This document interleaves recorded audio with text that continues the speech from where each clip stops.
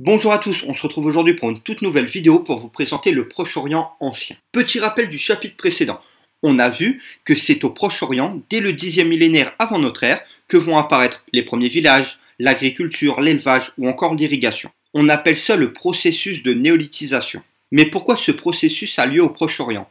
Diverses raisons. Des raisons climatiques, un temps favorable, des raisons géographiques, avec des espaces géographiques très variés. Le Proche-Orient est aussi un espace fertile, donc avec beaucoup de terres qui permettent de cultiver et donc d'alimenter une population qui va ne faire que grandir. C'est pour ça qu'on évoque aussi des raisons démographiques. Il est probable que ce soit un mélange de toutes ces raisons qui expliquent pourquoi le Proche-Orient est le premier foyer qui va voir apparaître ce processus. Mais aujourd'hui, nous allons nous intéresser à un espace du Proche-Orient ancien, ce qu'on appelle le croissant fertile. On parle d'un croissant fertile car ces terres sont très riches en végétaux, en animaux.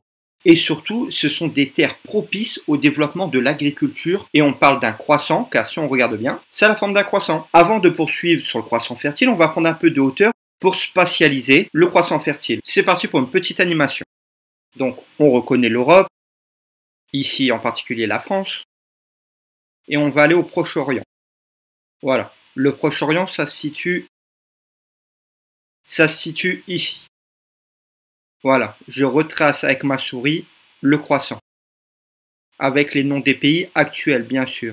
On remarque la présence de plusieurs fleuves qui vont permettre le développement de l'agriculture dans cette région. Ce croissant fertile se compose de deux grandes régions. D'un côté, l'Égypte et de l'autre, la Mésopotamie. Mésopotamie signifie entre les deux fleuves, en l'occurrence ici, le Tigre et l'Euphrate. On l'a vu dans l'animation, les fleuves occupent une place importante dans cette région. On a le Nil, en Égypte, de façon plus anecdotique, le Jourdain.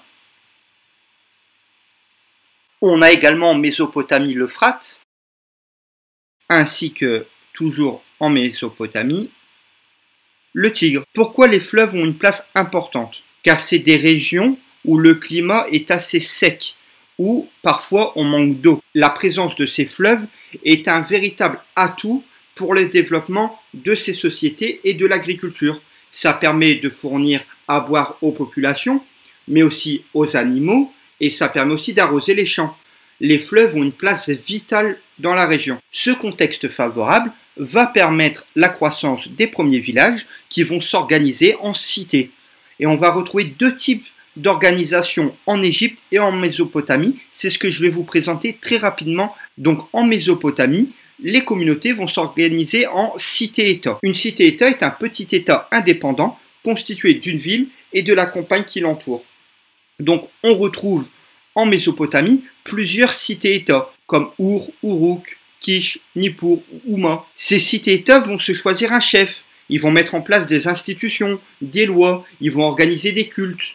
Donc en Mésopotamie, on choisit le système des cités-États pour s'organiser. En Égypte, c'est un peu différent. On rappelle le rôle très important du Nil pour l'Égypte. Comme on peut le voir sur la carte, la plupart des terres fertiles se situent sur les bords du Nil. On remarque encore sur la photo que dès qu'on s'éloigne un peu du Nil, les terres sont un peu plus désertiques. Le Nil, avec ses crues et décrues, va permettre aux Égyptiens de pratiquer ce qu'on appelle la culture sur limon, comme vous pouvez le voir sur le schéma. En Égypte aussi, on va retrouver des cités comme Memphis et Thèbes, sauf qu'on va opter pour un royaume, avec à sa tête un roi qu'on nomme le pharaon. On va également mettre en place des institutions, des lois et organiser des cultes. Mais ça sera l'objet d'une prochaine vidéo sur l'organisation des cités-États et du royaume d'Égypte. Il ne me reste plus qu'à vous souhaiter une bonne journée. On se retrouve bientôt pour une nouvelle vidéo sur l'organisation des premières sociétés.